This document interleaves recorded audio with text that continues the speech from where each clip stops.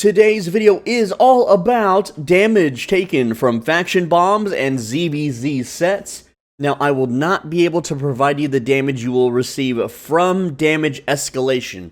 That means when you're in a giant clump of people and you get attacked by an area of effect attack, that's going to amplify the damage, but we can estimate what that damage will be, and we will be showing off every ZvZ, every faction bomb, both for yellows and for red zones. That means 8.4 and flat 8. It really depends on the set, but we'll talk about it. And the order we're going to do it in is we're going to start at the very top of the Destiny board and work our way to the left. So that means the very first ZvZ weapon we're going to encounter will be the Glacial Staff, one of the less lethal ones. As long as you're paying attention, this thing will not kill you, and I'll show you exactly how and why. Also, all weapon testing will be done with 100 specialization on the weapon, not 120. So this is achievable by every serious ZvZ or faction bombing player. We will not be going to 120 spec on the weapons at all, because that's not really viable except for top-end guilds. Anyway, so what we're testing first is the Yellow Zone Glacial Staff. So the way the Yellow Zone tends to work is you use full 8.4 gear, and your opponents also tend to use full 8.4 gear, giving both you and them lots of HP, lots of damage, but because you're both using 8.4, it kind of evens out. So the way that generally Glacial Staffs work in Yellow Zones, they mostly use this weapon to bomb chests, not so much the points, but when you do bomb a point, the way it works is you go invisible with a potion off screen, you approach the outpost, you go invisible with Assassin Jacket, you wait till you get 10 stacks, you're going to cast Glacial Obelisk on yourself, and then Ice Storm in the middle. So it looks something like this. You can see that the damage without escalation is about 322 per tick, and you would also then, blow like Mage Cal or Cal of Purity, and then you would run away with, say, a Miner's Boots or something like that. So you can see that if people aren't paying attention, their HP will absolutely melt, and if damage escalation is active, their HP is going to melt 2 to 3 times faster than what you just saw. The way Bandit generally works is you won't have an 8.4 and your opponents won't either. But for a bomber set, you're going to be using a flat 8 Glacial Staff. These things are worth about 200k. Your opponents will generally be wearing around tier 6, tier 7, possibly tier 8 leather. Around 1400 item power. I got it pretty close here at 1384. A lot of people won't be wearing that, but the serious ones will, and that's the ones that you're generally after. And the way this works is you're going to run right into the middle of the outpost while mounted, and you're basically a red health bar that's going to attract all the people to attack you. As soon as you're dismounted, you're going to trigger your Cleric Robe, and then you're going to cast Glacial Obelisk on yourself, and then Ice Storm, and then walk with your Ice Storm until you die. Because you will be dying doing this, but you will take out 10 to 20 to 50 people doing it. It's a lot of people. So let's get this going here, and then I'm going to trigger the there we go, cast this on myself, cast this on the enemy, and the damage is not as much, of course, but it's still quite a lot. You have to remember, with AoE escalation, people are going to just, melees especially, are going to just follow you. You're going to be dogpiled on, and they're not going to see this. They're not going to realize that their health is rapidly dropping, and they will be killed. This is actually one of the best ways to profit from bandit events, which I've never actually made a video about, because, this thing is only 200k. You use flat 4 everything else. You don't even need a cape. With the 8-1 Beef Stew, you don't need an Invis Pots or a bag. And you cast 2 spells, you kill 10 people, you get tens of thousands of faction points, which more than make up for the cost of this, and you actually get a lot of kills. It's really fun. So the way the Brimstone works in Yellow Zones, it's a little bit different. Essentially, you Invis Pot from off-screen, you walk to the outpost, you're going to use your Assassin Jacket to go invisible, you're going to use, which I'm not showing here because I don't have it on the test server, but you're going to be using the Harvester Cap to sleep everyone, and then you're going to summon the Meteor using your Morgana Cape, which I forgot to equip, by the way, and you're also going to cast Raging Flare and Burning Field before the Meteor lands. So it looks a little something sort of kind of like this. So again, we channel the Meteor, and then we dump, and then we dump, and then hopefully that dismounts and kills them. Now, of course, that's not exactly how the combo looks, but it's much faster when you have Morgana Cape equipped. So for the red zone bandit for brimstone, it's a little bit different. You essentially will be using cheap gear. This is just a 6-1 brimstone, not worth too much, 78,000, very affordable. You would be using just the cheapest scholar robe you can, harvester cap. The boots don't really matter, but essentially what you're going to do, normally what people do is they wanderlust with invis-pot. And so you invis-pot into the middle of the outpost, and you're going to cast your scholar robe into EWQ, and you know, also Brimmy at that point too. But essentially it looks something like this. You just cast all your spells, and then you hope for the best. Now this guy's in, you know, again, nearly 1400 leather, and he took a massive amount of damage. He's not dead though, but essentially with damage escalation, AoE escalation, he will be dead. And again, this is an even cheaper budget way to farm a red zone outpost. I don't think it's as good as the glacial, because people don't notice the glacial till it's too late, whereas this one, it's just one big hit, and if you don't get everyone in it, it's over. Now, I just want to talk about Wailing Bow, because this used to be an absolute beast of a weapon in ZvZs, and it's no longer. So here we have an 8.4 Wailing Bow. My target here is just, again, the flat 5 leather. Doesn't have a lot of HP. I'm going to hit 4 targets, which maximizes the E damage, and I'm going to buff it up with Magic Rune and Growing Rage and Defenseless Rush all at once. So you know that, you know, this thing sucks, right? So here we go. We got 6 stacks. There we go, 6 stacks. And look at that. I only did half of this person's HP. If this was AoE escalated, yes, this would defeat this player. This player would die in 1 Wailing Bow arrow, but only with flat 5. Okay, now, remind you, I'm in a full 8.4 maximum spec Wailing Bow here. There's no reason this shouldn't deal more damage. The Wailing Bow sucks, it's awful. I have never once killed anyone with this in faction PvP, because in yellow zones, everyone goes in way... They're going to have more HP than this, they're going to have more defense and higher item power than this. Alright, so if I brought this to a red zone and shot it into a crowd, I'm only going to maybe get a few kills with it. And this thing is worth, what, almost 30 million silver? It's not ever worth having, it's not worth leveling or using. So, the Mist Piercer also is not that good either. As you can see, I'm going to fully power this bad boy up. I'm using a Morgana Cape so I can shoot it faster. And it is just, I'm going to wait for the, 6 stacks here. So there's 5, and then, I mean, you can shoot it kind of fast. And again, this is just a tier 5 target. But, there's better weapons for more damage. This thing is, it's not very reliable in terms of faction bombing or faction fighting. And remember, this is 8.4 versus flat 5. Now, I didn't show it, but just an 8.4 cloth survives 4 maxed out, fully buffed up volleys at 99 HP remaining. So, again, if you can't kill an 8.4 with an 8.4, there's no point in using it. So, the way Witch works is, mostly in yellow zones, you'll be able to bomb with it. However, in red and ZvZs, it's a support or a tank weapon. But in yellow zones, you can use an 8.4 Crypt Candle to really boost its damage. And the way the combo works is as follows. You use an invisibility potion to approach the outpost.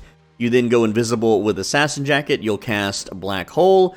And then from that same target, you'll cast Ballista Support Fire from the Royal Helmet, stunning everybody. You'll cast 2 Magic Shocks, 1 Enigma Blade, and then teleport away and use Miner's Boots to escape. So it's going to look something like this. We're going to go invis. We're going to let it stack to 10. And then we basically Black Hole into Helmet, into Q, into W, and then teleport away. Now, you'll notice that this did not kill the target. And that is because it's, well, 8.4 cloth. And with AoE escalation, which will almost always be active, because the way Black Hole works is it sucks everyone into the middle. And once they're sucked in, this Royal Helmet holds them in place by stunning them. They will not be able to move. And that's when they eat the double spells, and then... Again, it does a tremendous amount of damage, and it will kill this target if there was more than just him around. But if you're like fighting like just a few people, maybe like a 3-man like outpost busting team, then obviously you can't bomb with this. The longbow is pretty simple and also one of my more favored bombing weapons. However, it will not kill an 8.4 geared cloth player unless they are within a massive blob of people, but everyone else will absolutely melt. Now, I run the version that lets me escape, so I would use miner boots instead. I also use frost shot to escape, and I don't use this helmet. I don't really use any helmet, but essentially what happens is you invis pont towards the outpost, you then assassin jacket towards the outpost, you let it charge to 10, find a nice clump, cast your E on it, and it's going to do a good chunk of damage. You can see here it only did 40% to this target, and then I frost shot away, and then I miner work boots, and then I'm just gone. And that's how I bomb it. I'll show you a live version. Now, I want to point out in this clip that I'm using a 8.4 masterpiece, and I have more specialization than 100 in all bows, so I'm hitting a little bit harder than you will. Also, I'm not using frost shot, I'm using explosive arrow, which I'll talk about in a bit for red zones.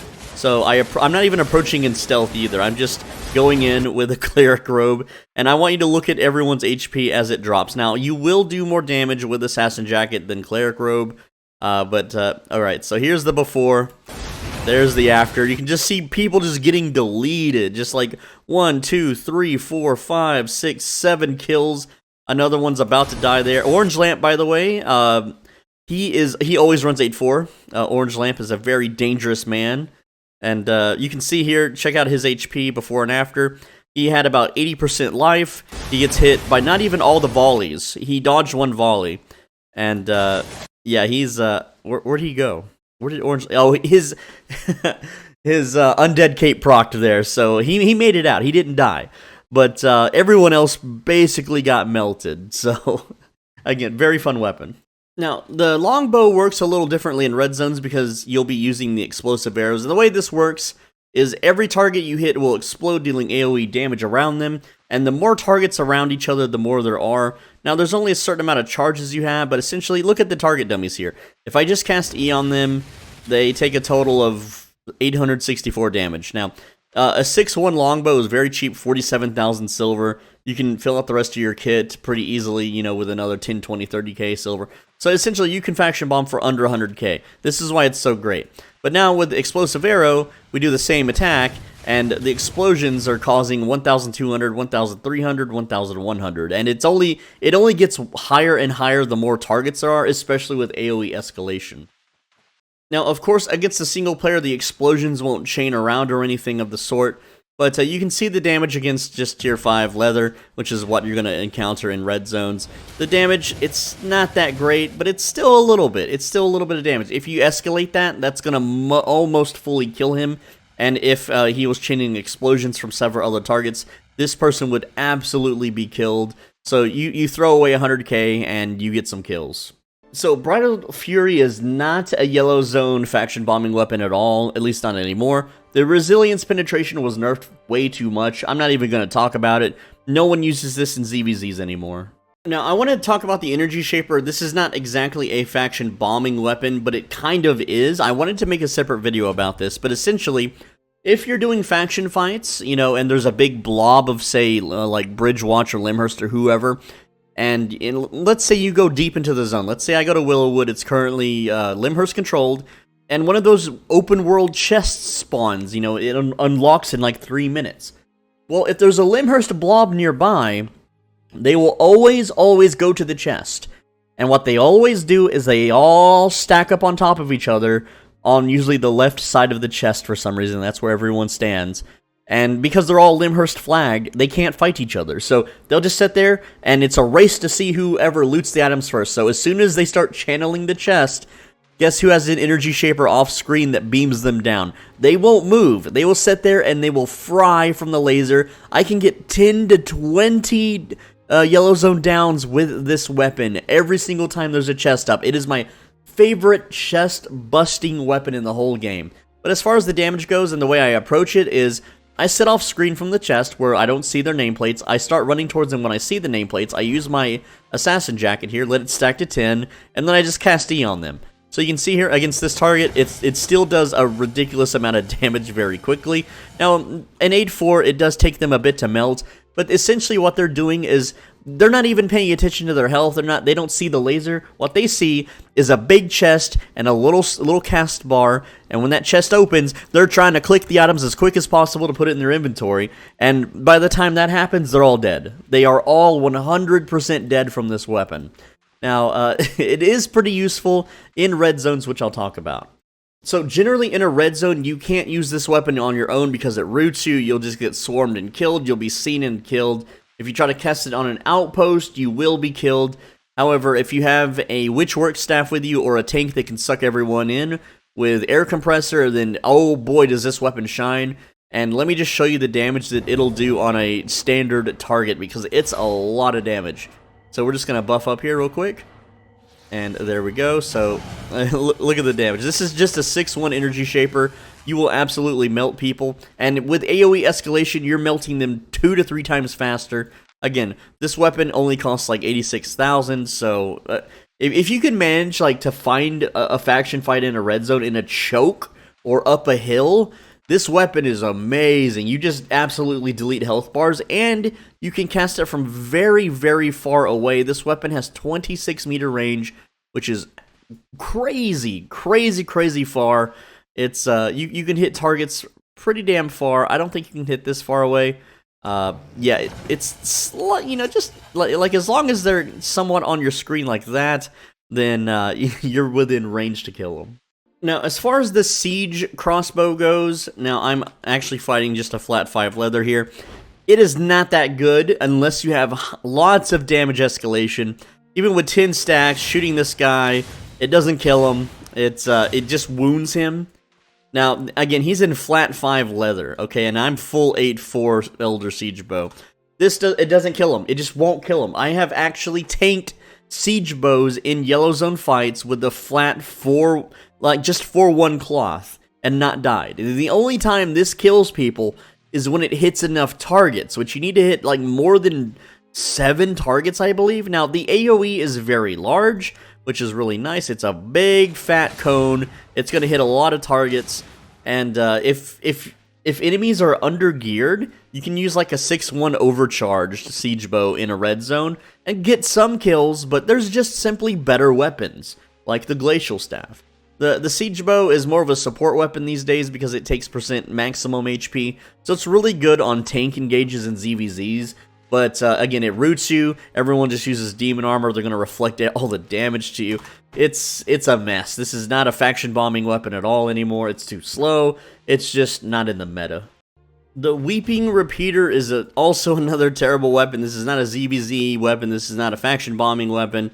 It hits like a wet noodle. This is just a tier 5 flat leather targets. I'm going to buff up my damage as much as possible. Now, I want to mention that the damage for the mine is whenever it's cast, so I just wait till 6. It's not when it explodes. So that got the damage buff, 1,446. Again, not even half this dude's health. Long-ass cooldowns. And even if you had like cooldown reduction stuff on, even if you had someone buffing your cooldown reduction with the leather jacket that does that, you can't really spam these. The weapon is just garbage. It's just bad. Even unbuffed, oh no, 1,000 damage with full 8-4, yeah, it's pointless. It's pointless to use this weapon.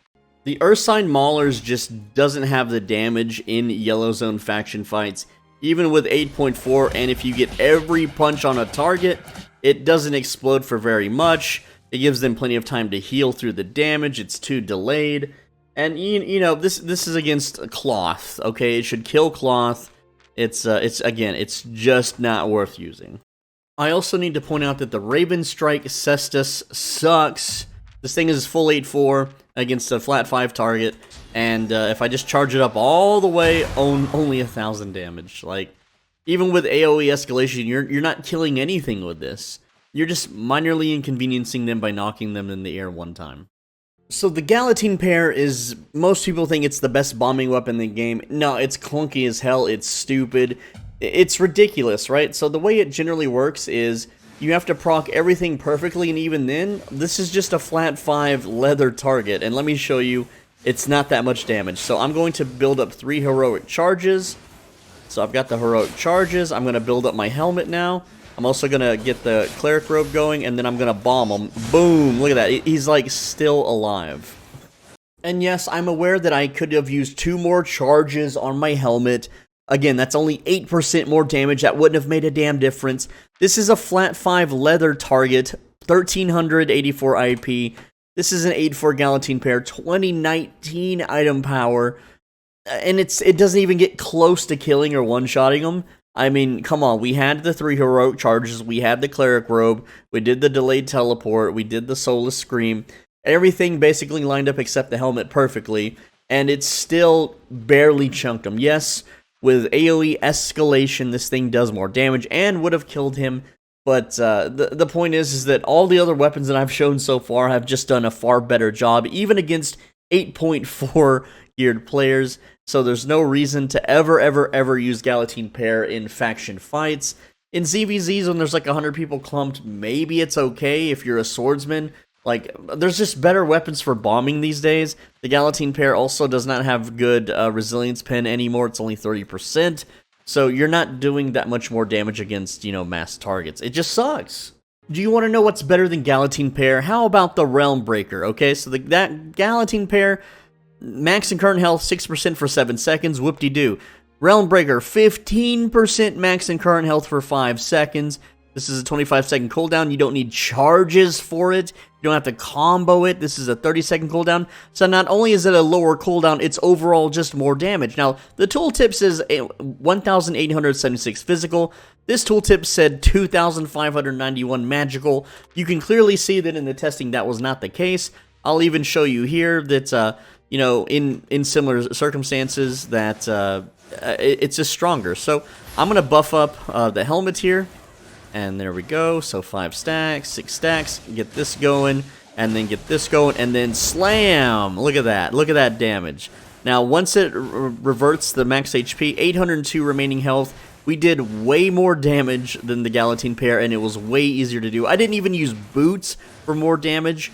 And again, you have more mobility. You just have more AoE with this build. You can cleave, bleed. Also, unlike the Galatine pair, the axes, when you bleed targets, they receive less healing.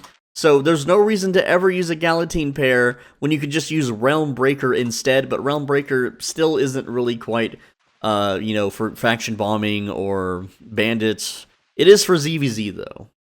Anyway, that's all I've got for this video. I'm SoulBenji. Thanks for watching. As always, be a bro and stay swole. Let me know what you think. I read every single comment. With that said, leave a like. And also, click on the right side of your screen. There's a video. You absolutely must click it. If you don't click it, that salad you bought the other day and put in your fridge, or those fresh vegetables, they're already wilted, they're already soggy, and they're already gross. I don't know what happened. Maybe that part of your refrigerator doesn't get cold enough or something, so it went bad. But hey, if you click the video, that won't happen.